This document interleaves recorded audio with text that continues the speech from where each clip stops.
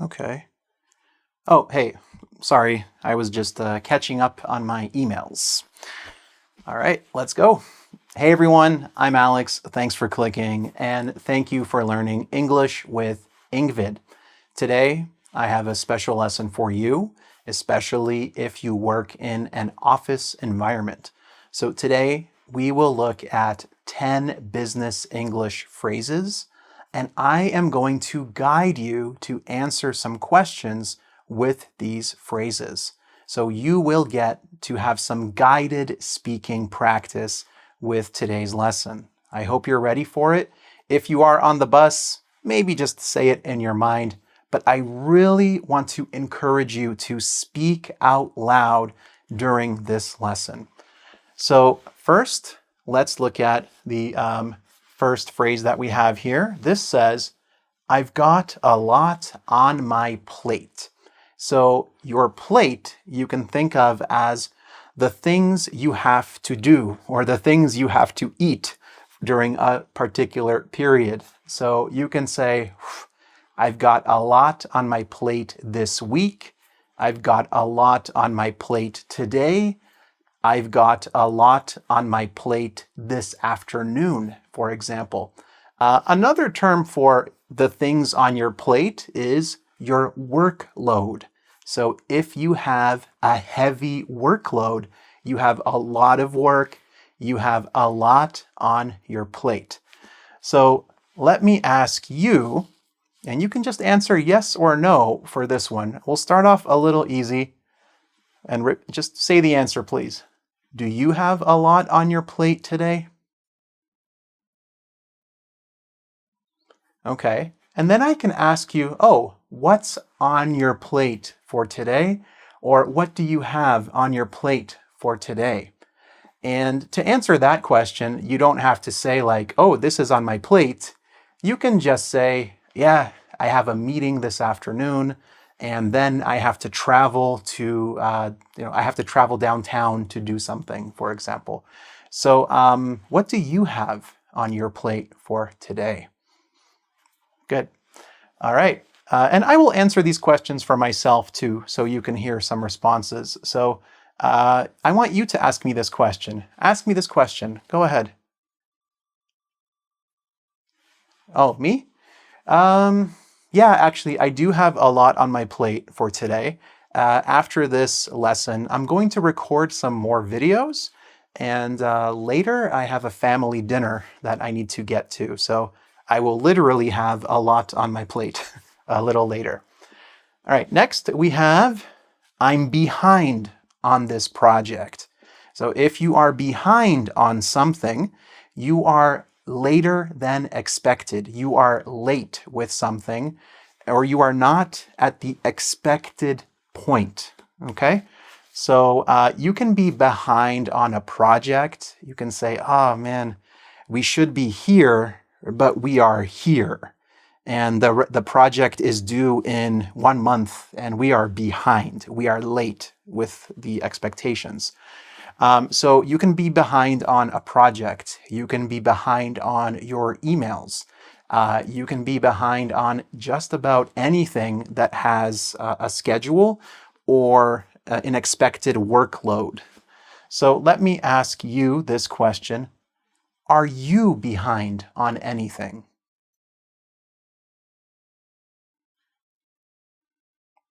Okay, me? I don't think I'm really behind on anything.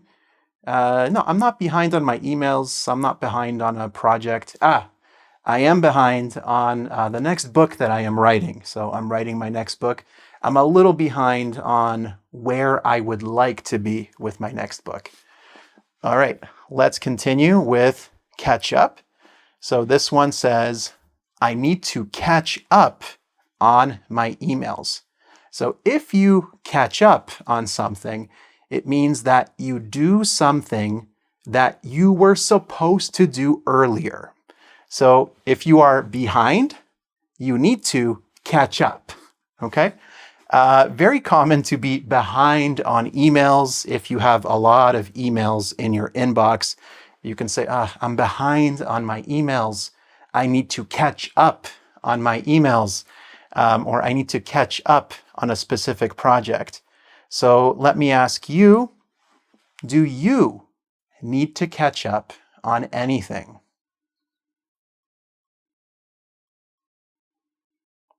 Emails? It's probably emails. For me, yeah, I'll say my book. I need to catch up on my book. So I need to write a little faster for my next book. Next, we have, could you give me a hand? So here is a hand. If I give you a hand, I give you help. I think I have a little marker on that. Do you see that? Okay. So yes, so if I can give you a hand, I give you help. You can make this request. So, hey, could you give me a hand with this box, for example? Or could you give me a hand with translating this document, as another example? So let me ask you right now, do you need a hand with anything?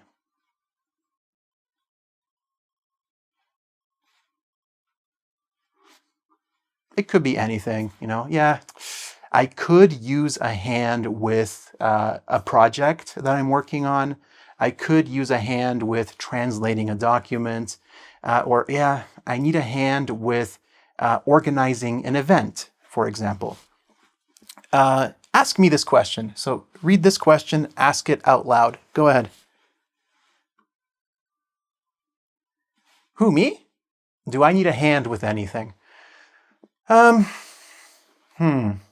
What do I need a hand with? Yeah, okay, I guess I need a hand with improving my French.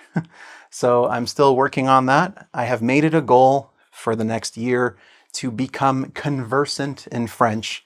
Maybe not advanced level, but intermediate level, and I could use a hand with my French. All right, next, the decision is up in the air. So if something is up in the air, you see it's in the air, it means it's undecided. So it means that you are waiting for something to happen, for more information, or you need to wait for time to pass before you can make a decision. So for example, if there is a postal strike, right? A postal strike means the mail is not being delivered because the workers are on strike. You can say, I'm waiting for a letter from my aunt or my aunt. You can say aunt or aunt. And you can say, but the delivery date is up in the air because we don't know when the postal strike will finish, when the workers will go back to work, for example. So let me ask you, is anything up in the air for you? This means, is it like undecided? It's like anything can happen still. Is anything up in the air for you?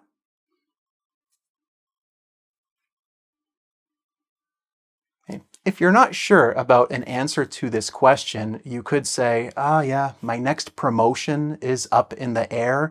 My next vacation destination is up in the air. If you don't know where you're going on your next vacation, it's like, yeah, it's still up in the air. It's anything can happen. Anything can happen when it's up in the air. Next, we need to come up with a solution. So to come up with is to invent, create, produce, make, basically, to think of something. So we need to come up with a solution. We need to think of a solution to this problem. So let me ask you, what's something your company should come up with?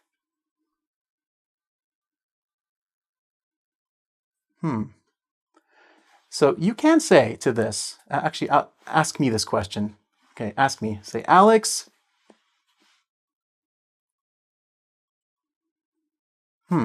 my company. Okay, well, I am my own company a little bit. So I should come up with, I should invent or think of a way.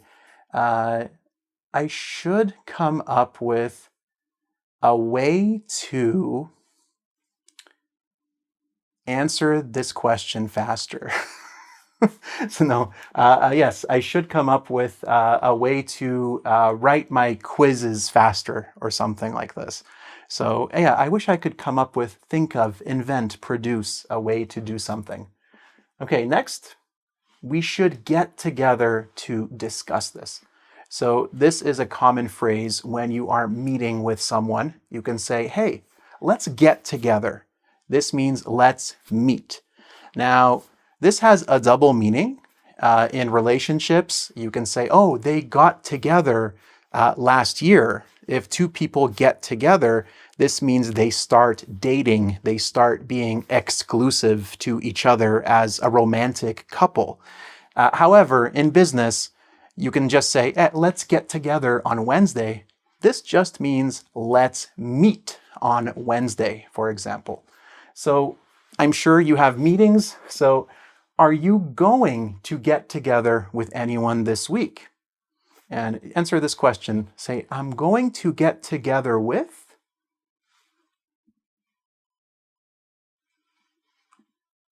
Okay, cool. Good luck with your meeting. For me, I'm going to get together with, my family tonight. That's not about business, but I'm going to get together with my family tonight for a dinner, a nice holiday dinner. You can guess when I'm recording. I don't know. Maybe you don't know. That's okay. Next, thanks for bringing that up. So if you bring something up, think of the that or it as a topic, right? So if you bring up a topic, you say, hey, I have a subject I would like to discuss. So if you bring up a subject, a topic, you introduce it into the conversation. So thanks for bringing that up. That's an interesting question. You can bring up a question. You can bring up a topic. So I'm going to help you with this one. What topics should you never bring up with your boss? Or usually not bring up with your boss? So you can answer this by saying, with your boss. Okay, you should never bring up.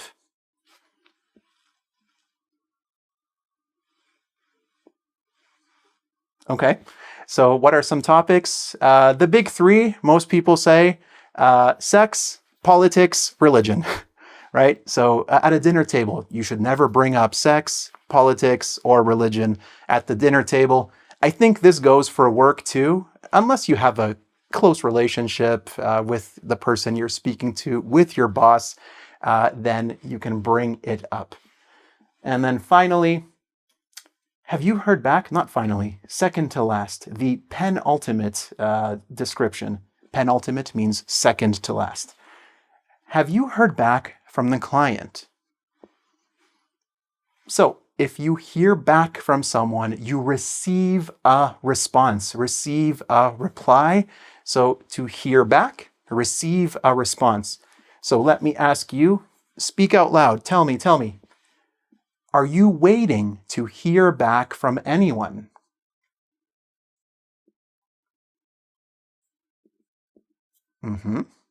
Okay. So for me, you ask me this question. Say, Alex.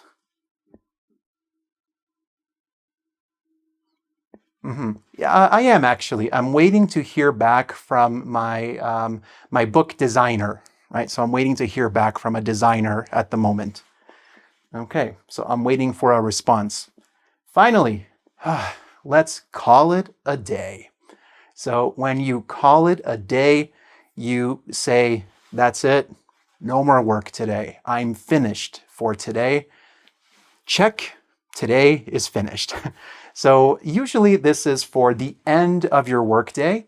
So if I say, I'm going to call it a day, guys, I'm tired, or it's time to call it a day, it's 4 o'clock, 5 o'clock, 6 o'clock, whenever you finish work.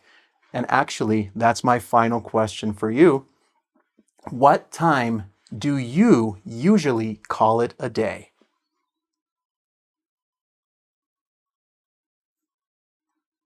Okay. For me, because my kids well, they have different schedules, but my workday, I usually call it a day around 4 o'clock.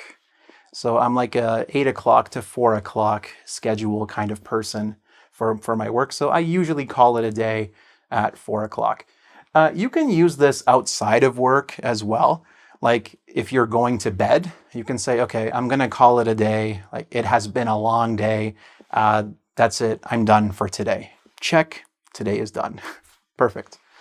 All right, everyone. So today you have learned 10 phrases, 10 essential business English phrases that you can use in your office. You have gotten some speaking practice as well as some listening practice. And now I want to ask you to do one more thing. Go to engvid.com, engvid.com, or just click the link that is attached to this video if you are watching on YouTube, and do the quiz, okay? So there will be a quiz that tests your knowledge with these 10 phrases, with these 10 idioms that you can use in the business space. The business space. That's correct. That's good. Okay, perfect. Okay, now if you'll excuse me, I am going to continue to catch up on my emails. I hope you have a great day. Good luck with your studies and keep practicing. Bye.